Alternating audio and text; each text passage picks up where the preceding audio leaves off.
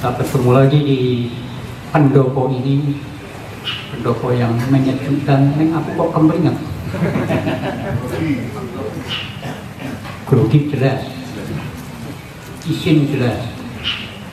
Yang paling jelas ini karena saya merasa malam ini saya yang paling jahat. Biasanya yang paling jahat itu paling kemeringat.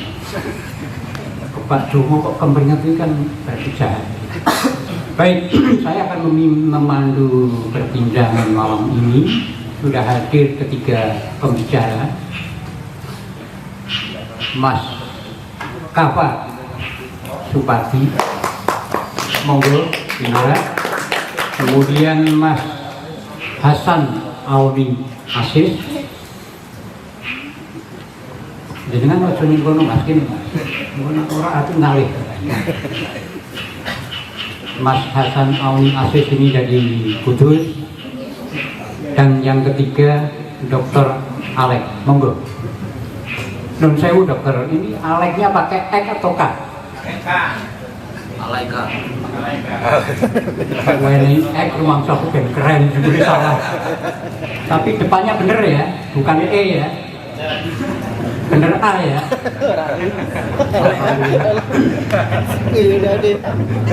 Nah, niru E ini ya. Temen kok Mas. Monggo Bintara Mas Hasan. Mas karpet Mas. Nah orang sing ngono. Nggih, Mas Kapa ini pegiat Taman Baca Masyarakat Pengurus Nasional nggih. Semula ketua Taman Baca Masyarakat di Kabupaten Semarang, kemudian sekarang menjadi pengurus pusat Taman Bacaan Taman Bacaan Masyarakat.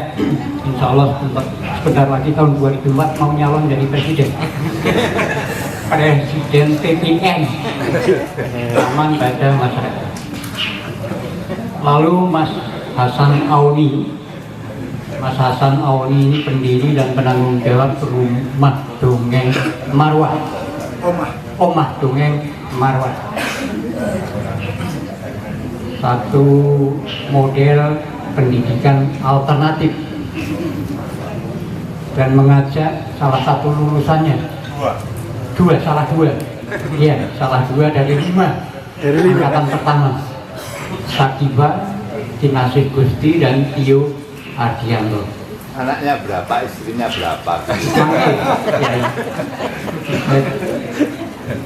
Istri berapa? Lembes tunggal. Alhamdulillah. Total 2. Ya innalillah. Karena menurut guru saya itu kalau ada 11 kalau saya cuma 1 itu salah gitu. Tak ingat-ingat terus. Ono dalile lho.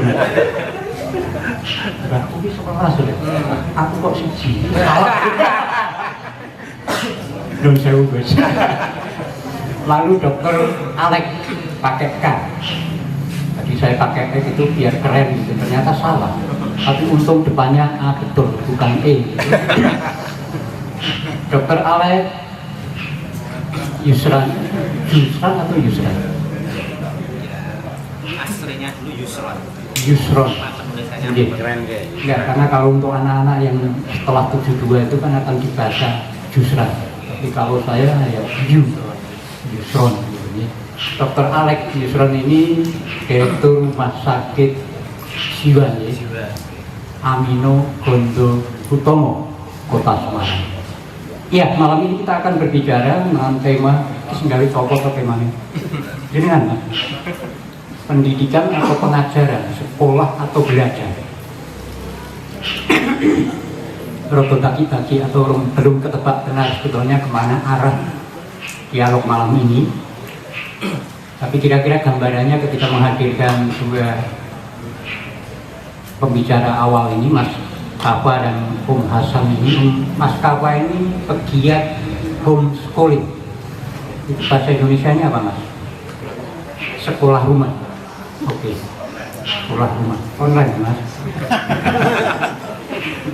Jadi putranya di kamar kono, bapaknya di kamar kono. Nganggo WA.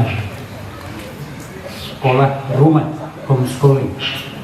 Jadi salah satu putra dari Mas Kava ini, si Rake, putra yang kedua ini sampai sekarang setingkat kelas 6 SD, sejak kelas 1 sekolah dasar, setingkat kelas 1 sekolah dasar itu homeschooling, sekolah di rumah.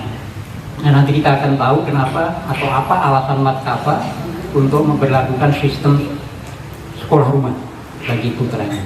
Kemudian Mas Hasan juga akan berbicara tentang proses dan barangkali oposisi rak percaya kalau sistem pendidikan kita gitu ya. Karena mungkin saja memang begitu. Pak Timur ini kan sekolah, tapi dulu begitu lulus ijazahnya disuai-suai. Artinya nggak pernah pakai ijazah dan hidup nyatanya kan. Tanpa ijazah hidup mulio kan gitu. Jadi barangkali Om Hasan, Mas Kava ini tipe-tipe yang nggak percaya sekolah formal. Nah, nanti bisa kita bagikan. Lalu Dr. Alex akan berbicara dari sisi aspek kesehatan jiwa. Maksud saya, apakah dua pembicara ini sehat atau enggak?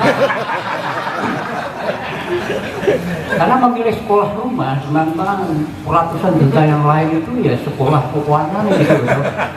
Ya, sekolah kekuatan dari melu garing, gitu kan, bolos gitu.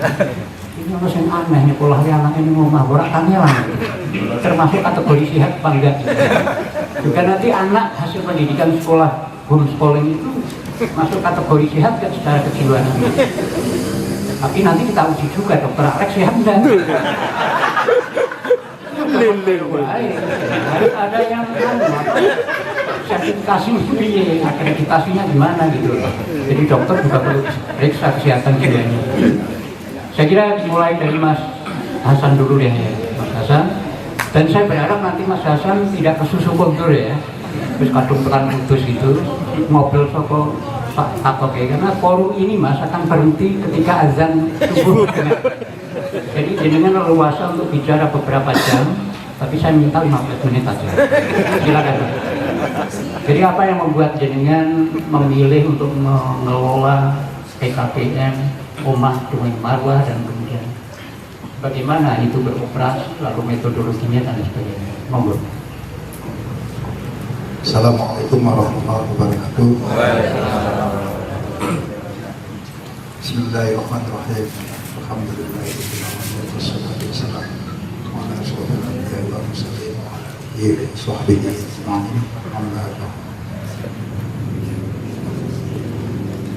Yang terhormat Yai Ubed Musola, saya merasa deg-deg berada di sini, juga karena berada di Kepung, para seniman juga, para senior, dan tiba-tiba saya dipanggil seperti saya sah menjadi seorang yang berada di kelompok intelektual ini. Tapi karena tadi sudah di pengantar oleh Yai Ubed bahwa Toliban itu artinya tidak cuma murid, tetapi guru juga komunitas yang belajar gitu. Karena itu mempersedikit rasa grogi saya. Mas Putu,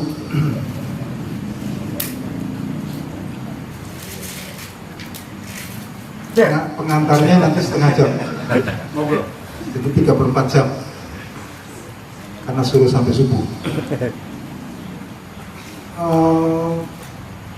Tahun 2014 kami mendirikan satu komunitas yang kami namakan dengan pendekatan dongeng. Jadi apapun cerita tentang barang, pelajaran, kami ceritakan dengan dongeng. Backgroundnya kenapa kami memilih dongeng? Karena banyak anak-anak yang lupa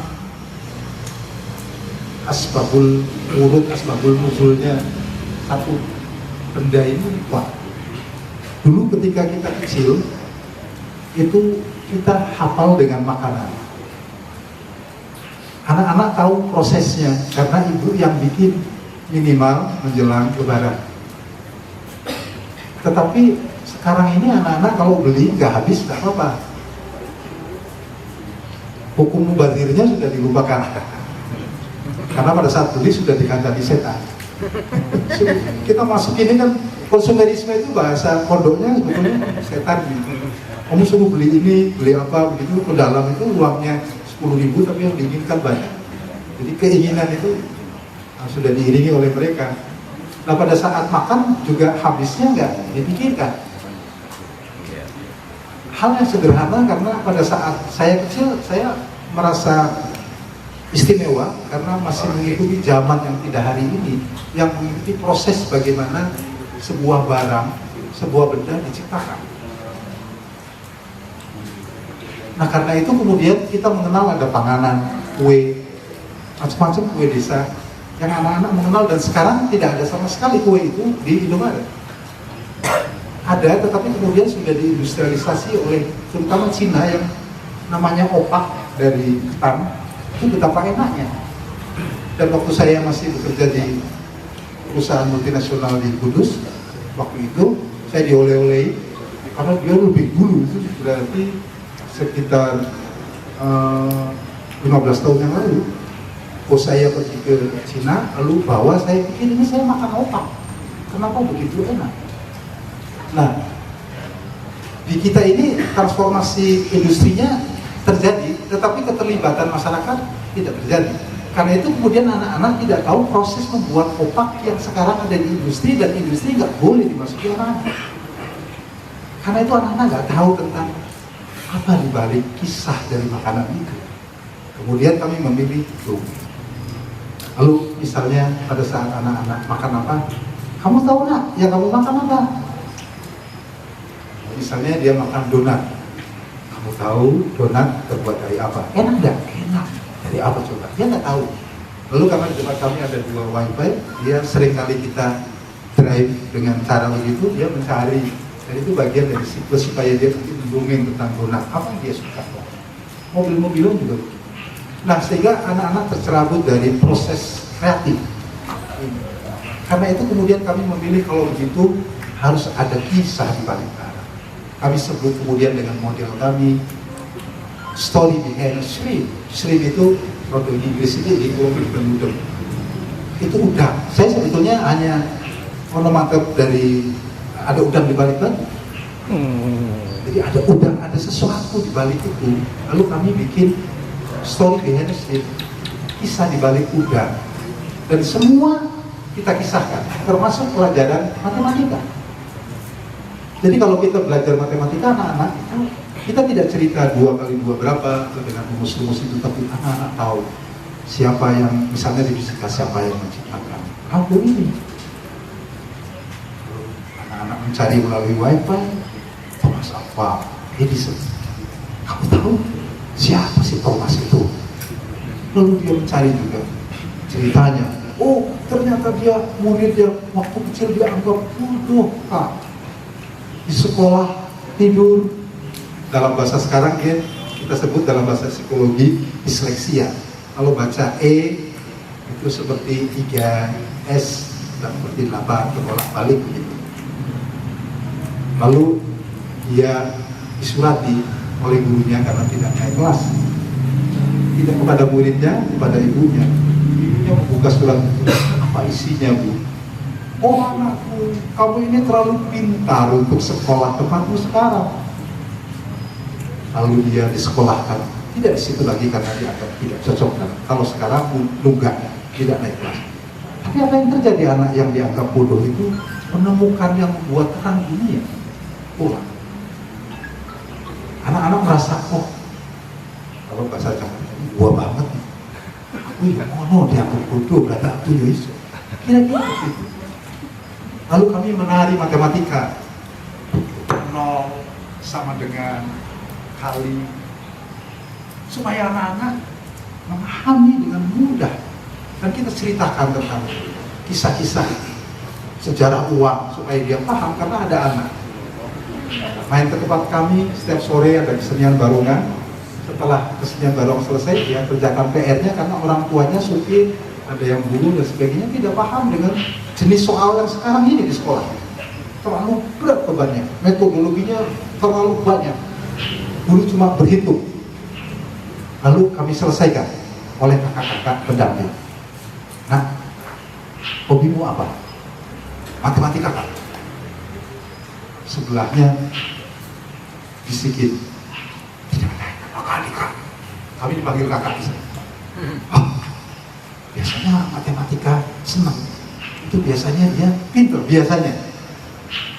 Kok nggak naik? Lalu kami bercerita. Setelah itu, hari yang lain, setelah main barongan, saya bercerita tentang sejarah uang.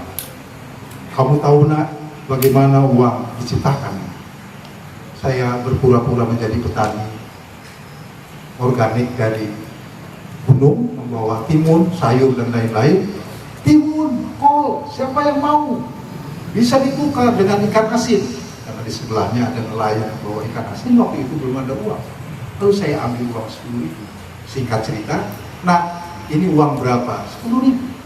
Coba, kalau kamu hobinya apa? Ada yang bilang, es krim. Kalau kamu beli es krim, harganya berapa? 3.000. Tadi saya ada yang lupa cerita. Waktu dia mengatakan tidak naik kelas, saya tanya, berapa 10 dikurangi 3? Dia bilang, 7, tapi harus hitung jari yang tidak naik 2 kali. Lalu pada saat saya dongeng tentang sejarah uang, berapa ini uang? 10.000 Kak. Kalau kamu suka es krim, harganya 3.000, berapa kembaliannya? Di atas meja saya sudah sediakan uang 1.000, uang 5.000, uang 2.000. Dia naik, dia maju, lalu dia ambil, ini Kak 5.000 dan ini Kak 2.000. Masya Allah. Jadi ada yang salah di mana? Uang 10.000 itu lebih besar dari 10. Hanya 10 yang saya minta untuk dikurangi 7, itu lebih kecil karena puluhan. Akhirnya kami mencoba membedah. Kita dikenal dengan bilangan cacah. Orang Jawa itu, saya Cirebon, orang Jawa sini cacah tuh dicacah. Jadi harus ada redefinisi, bahkan penggunaan istilah yang harus dirubah menurut saya. Jadi karena semua ilmu datang dari barat di dalam konteks ilmu-ilmu umum, dan tidak ada pernah transformasi termasuk ke istilahnya. Bahkan psikologi, tempat kami anak-anak di tes psikologi semua. Itu tes, ala tesnya saya 10 tahun, 11 tahun bekerja di PT Pura Barutama, separuh lebihnya saya menjadi General Manager HRD yang